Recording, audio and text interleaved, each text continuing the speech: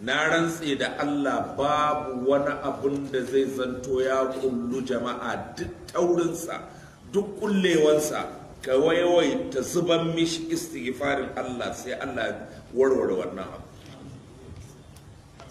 Ban ga wani kulli da ya tare mana gaba muka yi istighfari Allah bai bude ba. Ni wa shahida shahidun, wallahi ban isa in cewa Allah komai ba, yawan istighfari ya warware matsaloli da yawa da na gan shi a gabana.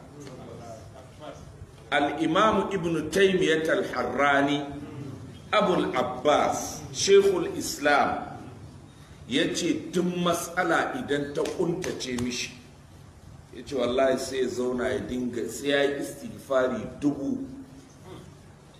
Ba annabi yana yin 100 ba? Yau to ai shi ba annabi ba ne. Ya ce kan ya karasa 1000 din nan al'amarin ya warware. Ya ce babu mamin shay'in ashkala alayya, babu abin da zai zanto ya zamo min mishkila, ya zamo min matsala in yi in haƙƙaƙe wani abu na matsala ta gagare ni, ya ce sai in juya in ci gaba da yawan istighfari. Shin istighfarin nan ina zaune ne ina yi, ina tafiya ina yi, ina kwance ina yi, ina zaune ina yi. Ya ce akan hanya ko cikin kasuwa ban daina ba ko cikin masallaci. Me zai hana ba za ka yi istighfari ba dan kuwa?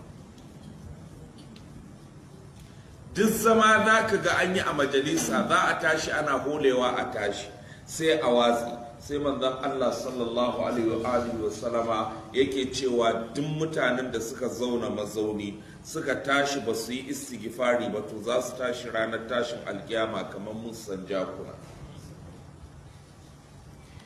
Shi yasa aka gabatar da fa subhanaka allahumma wa bihamdika ashhadu an la ilaha illa anta astaghfiruka wa atubu ilayka. Ka ji don Allah, is very mazarbailos, gashi dan kadan.